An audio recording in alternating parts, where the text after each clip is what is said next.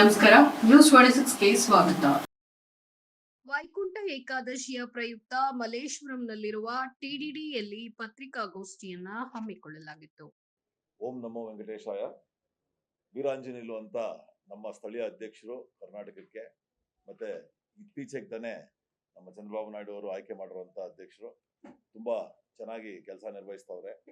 ಈ ವೈಕುಂಠ ಏಕಾದಶಿ ಮೊದಲನೇ ಬಾರಿಗೆ ಅವ್ರ ನೇತೃತ್ವದಲ್ಲಿ ಇಲ್ಲಿ ಜರುಗಿಸುವಂತ ಪ್ರಯತ್ನ ಮಾಡ್ತಾ ಇದ್ದಾರೆ. ಮತ್ತೆ ಪ್ರತಿ ವರ್ಷ ವೈಕುಂಠ ಏಕಾದಶಿ ತುಂಬಾ ಚೆನ್ನಾಗಿ ವಿಜೃಂಭಣೆಯಿಂದ ಕರ್ನಾಟಕದಲ್ಲಿ ನಡೀತದೆ. ಅದರಲ್ಲೂ ಟಿಟಿಡಿ ವಯಲಿಕಾವಲ್ಲು ಮತ್ತೆ ನಮ್ಮ ತಿರುಪತಿ ತಿರುಮಲ ದೇವಸ್ಥಾನದ ಏನೇನು ಕೈಂಕರ್ಯಗಳು ನಡೀತದೋ ಆ ಕೈಂಕರ್ಯಗಳೆಲ್ಲ ನಡೆಯುವಂತ ಒಂದು ಪದ್ಧತಿ ಇಲ್ಲೂ ಕೂಡ ಇದೆ.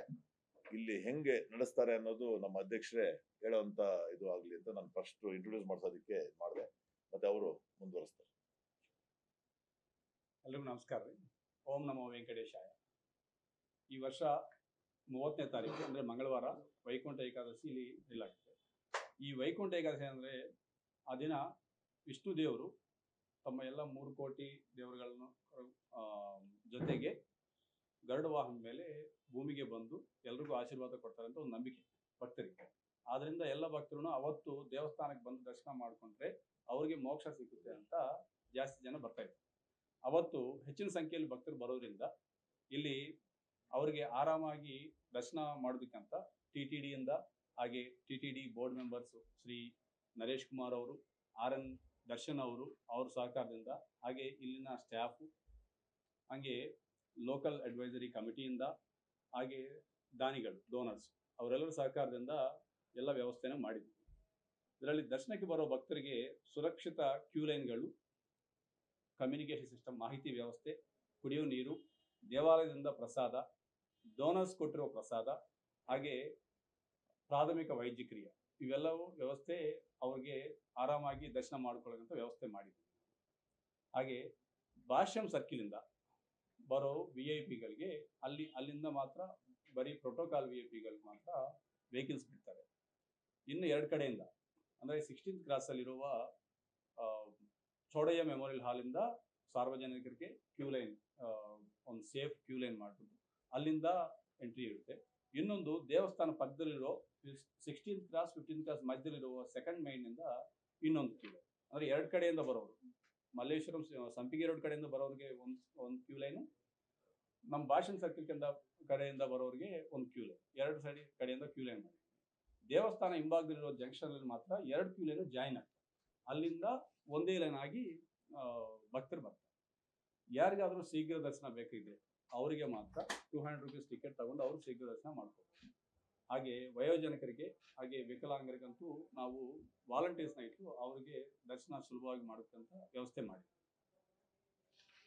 ಹಾಗೆ ಬೆಳಿಗ್ಗೆ 3 ಗಂಟೆಯಿಂದ 3:30ವರೆಗೂ, ಹಂಗೆ ಬೆಳಿಗ್ಗೆ 9 ಗಂಟೆಯಿಂದ 9:30ವರೆಗೂ, ಸಂಜೆ 4 ಗಂಟೆಯಿಂದ 4:30ವರೆಗೂ ಸ್ವಾಮಿಗೆ ನೈವೇದ್ಯ ಬ್ರೇಕ್ ಇರುತ್ತೆ.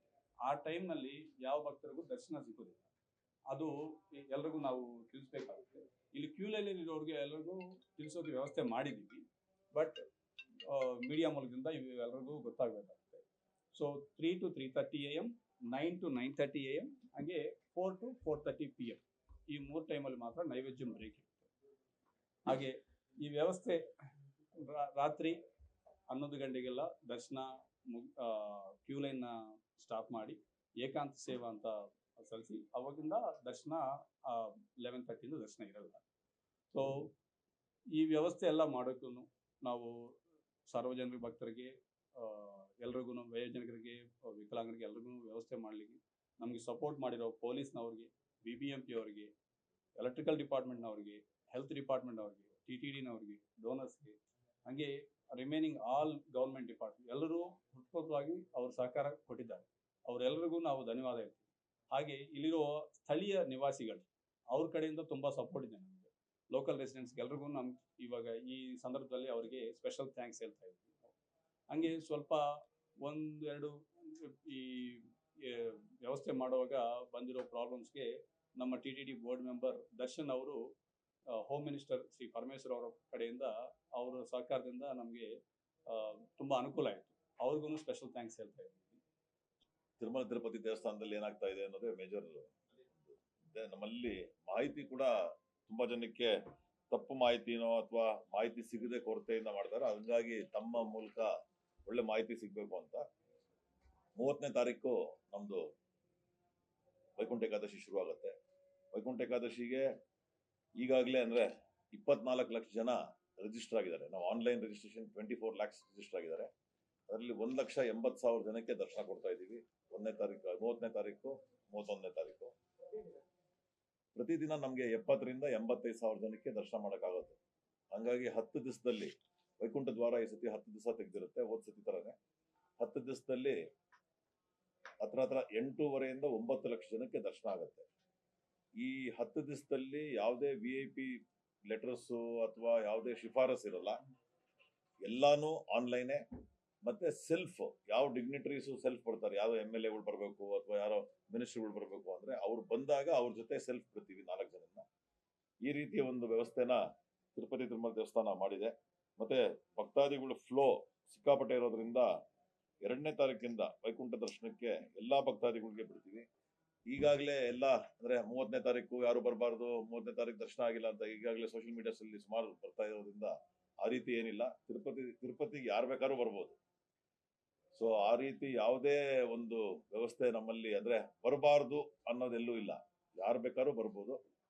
ಬಟ್ ಕ್ಯೂ ಟೈಮಿಂಗು ಮತ್ತೆ ಲೈನ್ ಟೈಮಿಂಗ್ ಏನೇನು ಕೊಟ್ಟಿದ್ದೀವಿ ಅವ್ರಿಗೆ ಆ ಟೈಮಲ್ಲಿ ಮಾತ್ರನೇ ದರ್ಶನಕ್ಕೆ ಅವಕಾಶ ಮಾಡ್ಕೊಡ್ತಾ ಇದ್ದೀವಿ. ಮತ್ತೆ ಭಾರಿ ವ್ಯವಸ್ಥಿತವಾಗಿ ಸತಿ ಸಿಬ್ಬಂದಿನೂ ಮತ್ತೆ ನಮ್ಮ TTD staff, police department, vigilance department, ನಮ್ಮ ಮಾಹಿತಿ ಕೇಂದ್ರಗಳು ಮತ್ತೆ ನಮ್ಮ ಕಂಟ್ರೋಲ್ ರೂಮ್ ಹೊಸದಾಗಿ ಮಾಡಿದ್ದೀವಿ.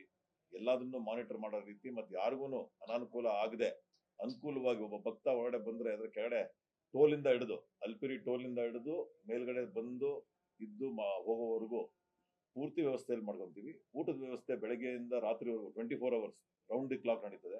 24 hours 10 days ಮತ್ತೆ ತಿರುಪತಿಯಲ್ಲಿ ನಡೀತಾನೆ ಇರುತ್ತೆ. ಅದರಲ್ಲಿ ಊಟದ ವ್ಯವಸ್ಥೆ ಆಗಲಿ, ಆಮೇಲೆ ಹಾಲು, ಮಕ್ಕಳು ಬಂದ್ರೆ ಮಕ್ಕಳು ನೋಡ್ಕೊಳ್ಳೋಂಥದ್ದು, ಟಾಯ್ಲೆಟ್ ಫೆಸಿಲಿಟಿ ಎಲ್ಲಾನು, ಶೌಚಾಲಯದಿಂದ ಹಿಡಿದು ಎಲ್ಲಾನು ಫೆಸಿಲಿಟೀಸ್ಗೆ ಅಲ್ಲಿ ಯಥೇಚ್ಛವಾಗಿ ಸ್ಟಾಫ್ನನ್ನು ಡೆಪ್ಯೂಟ್ ಮಾಡಿದೀವಿ.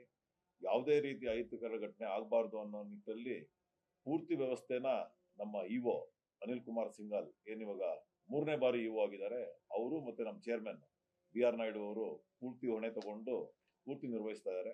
ಅವರು ಪೂರ್ತಿ ತಿರುಮಲದಲ್ಲೇ ಆಲ್ರೆಡಿ ಇದ್ದಾರೆ, 10 ದಿವಸದಿಂದ ಇದ್ದಾರೆ. ಇನ್ನು ಮುಂದೆ ಮುಗಿಯೋವರೆಗೂ ನಾವೆಲ್ಲರೂ ಅಲ್ಲೇ ಇರ್ತೀವಿ. ಮತ್ತೆ ಪ್ರಸಾದದ ವ್ಯವಸ್ಥೆ ತುಂಬಾ ಯಥೇಚ್ಛವಾಗಿ ಮಾಡಿದೀವಿ. ಇಲ್ಲೂ ಕೂಡ ಪ್ರಸಾದನ ಎಲ್ಲಾ ಕಡೆನೂ ಯಥೇಚ್ಛವಾಗಿ ಕಳಿಸ್ತಾ ಇದೀವಿ. ಒಂದು ದಿವಸಕ್ಕೆ 2 ಲಕ್ಷ ಪ್ರಸಾದ ಆಗುವಷ್ಟು ವ್ಯವಸ್ಥೆ ಮಾಡ್ಕೊಂಡಿದೀವಿ. ಜನಕ್ಕೆ ದರ್ಶನ ಆಗದೆ ಇದ್ರು ಪ್ರಸಾದ ಆದ್ರೂ ಸಿಗ್ಲೇಬೇಕು ಕಂಪಲ್ಸರಿ. ಹಂಗಾಗಿ ಅದನ್ನೊಂದು ವ್ಯವಸ್ಥೆ ಮಾಡಿದೀವಿ. ಫ್ರೀ ದರ್ಶನ ಮೊದಲನೇ ದಿವಸ ಇರಲ್ಲ, ಟೋಕನ್ ಆಗಿರೋರು ಮಾತ್ರನೇ ಮಾಡ್ತಾ ಇದೀವಿ. ಅಂದ್ರೆ ಫ್ರೀ ಡಿಪ್ ಅಂತ ಏನ್ ಮಾಡಿದೀವಿ, ಲಕ್ಕಿ ಡಿಪ್ ಅಂತ. ಆ ಲಕ್ಕಿ ಡಿಪ್ ಅಲ್ಲಿ ಯಾರು ಮಾಡಿದ್ದಾರೆ, ರಿಜಿಸ್ಟರ್ ಆಗಿದ್ದಾರೆ, ಅವ್ರಿಗೆ ಮಾತ್ರ ದರ್ಶನ ಇರುತ್ತೆ. ಮಿಕ್ಕಿದ ದಿನಗಳು ಅಂದ್ರೆ 2ನೇ ತಾರೀಕು ಆದ್ಮೇಲೆ ತಿರ್ಗಾ ಮಾಮೂಲಿ ಎಲ್ಲಾನು ಅದೇ ಕ್ಯಾರಿ ಆಗುತ್ತೆ. ಬಟ್ ನಮ್ಮಲ್ಲಿ ಸಿಕ್ಕಾಪಟ್ಟೆ ಹೆವಿ ಕ್ರೌಡ್ ಬರೋದ್ರಿಂದ ಎಲ್ಲೆಲ್ಲಿ ಕರ್ಟೈಲ್ ಮಾಡೋಕ್ಕಾಗತ್ತೆ ಕರ್ಟೈಲ್ ಮಾಡ್ತಾ ಇದೀವಿ. ಮತ್ತೆ ಕ್ಯೂ ಲೈನ್ಸ್ ಆಲ್ರೆಡಿ 30ನೇ ತಾರೀಕು ಅಂತ ಅನ್ನೋದು ಒಂದು, ಅಂದ್ರೆ ಕ್ಯೂ ಲೈನ್ ಅಲ್ಲಿ ನಿಂತ್ಕೊಬೇಕಾ ಇಲ್ವಾ ಅನ್ನೋದು. ಸೊ ಕ್ಯೂ ಲೈನ್ ಅಲ್ಲೂ ಎಲ್ಲೆಲ್ಲಿ ನಿಂತ್ಕೊಬೇಕು ಅಂತ ಟಿಕೆಟ್ ಅಲ್ಲೇ ಮೆನ್ಷನ್ ಮಾಡ್ಬಿಟ್ಟಿರ್ತೀವಿ ಯಾವ ಎಂಟ್ರೀಸ್ ಅಂತ. ಸೊ ಅಲ್ಲಿಂದ ಆರಾಮಾಗಿ ಬರ್ಬೋದು. ಎಲ್ರಿಗೂ 2 ರಿಂದ 3 ಗಂಟೆ ಒಳಗೆ ದರ್ಶನ ಆಗಬೇಕು ಅನ್ನೋ ನಿಟ್ಟಲ್ಲಿ ಮಾಡ್ತಾ ಇದೀವಿ. VIP ಯಾವುದು VIPs ಇರಲ್ಲ. ಹಂಗಾಗಿ ಮುಂದಿನ ದಿನಗಳಲ್ಲಿ ಅಂದ್ರೆ ಈ 10 ದಿವಸ ತುಂಬಾ ಚೆನ್ನಾಗಿ ಆಗೋ ದೃಷ್ಟಿಯಲ್ಲಿ ಎಲ್ಲ ವ್ಯವಸ್ಥೆನೂ TTD ಮಾಡಿದ್ವಿ. NRIsಗೆ ಎಲ್ಲಾನು ಆನ್ಲೈನ್. NRIs ಇಲ್ಲಿ ಬಂದು ಟಿಕೆಟ್ ತಗೊಳೋದಿಲ್ಲ, ಆಫ್ಲೈನ್ ಟಿಕೆಟ್ ಯಾವುದು ಕೊಡ್ತಾ ಇಲ್ಲ. ಶ್ರೀವಾಣಿ ಟಿಕೆಟ್ ಸ್ಟಾಪ್ ಮಾಡ್ಬಿಟ್ಟಿದ್ವಿ ಲಾಸ್ಟ್ 3 ದಿವಸದಿಂದ due to full heavy crowd. 25ನೇ ತಾರೀಕು ನಿಮ್ಗೆಲ್ಲ ಗೊತ್ತಿರೋ ಹಂಗೆ ಒಂದು 30 hour ಆಯ್ತು ದರ್ಶನ. ಹಂಗಾಗಿ ಶ್ರೀವಾಣಿ ಟಿಕೆಟ್ 3 ದಿವಸದಿಂದ ಸ್ಟಾಪ್ ಮಾಡಿದೀವಿ. ಈ ಪದ್ಧತಿ ಫಾಲೋ ಮಾಡೋದು ಹೆಂಗೆ ಅಂದ್ರೆ ಬೆಳಗ್ಗೆ 3 ಗಂಟೆ ನಮ್ಗೇನು ಸುಪ್ರಭಾತ ಶುರು ಆಗುತ್ತೆ, ಆವಾಗಿಂದ ಬೆಳಗ್ಗೆ 10 ಗಂಟೆವರೆಗೂ ಅಷ್ಟು ಮಾತ್ರನೇ VIP ಮಾಡೋದು. ಯೂಶಲಿ ನಾವು ಬೇರೆ ನಾವು ಮಾಡೋದೇ ಇಲ್ಲ. ಬೆಳಗಿನ ಜಾವ 10 ಗಂಟೆಯಿಂದ ನೆಕ್ಸ್ಟ್ ಬೆಳಗ್ಗೆ 3 ಗಂಟೆವರೆಗೂ ಎಲ್ಲ ಜನರಲ್ಲೂ ಮತ್ತೆ 300 ರೂಪಾಯಿ ಬಿಡೋದು. ಹಂಗಾಗಿ ತುಂಬಾ ಜಾಸ್ತಿ ಟೈಮ್ ಇರುತ್ತೆ. ಇನ್ನಷ್ಟು ಸುದ್ದಿಗಾಗಿ ನೋಡ್ತಾ ಇರಿ News 26 ಕನ್ನಡ. ನಾವು ನಿಮ್ಮೊಂದಿಗೆ.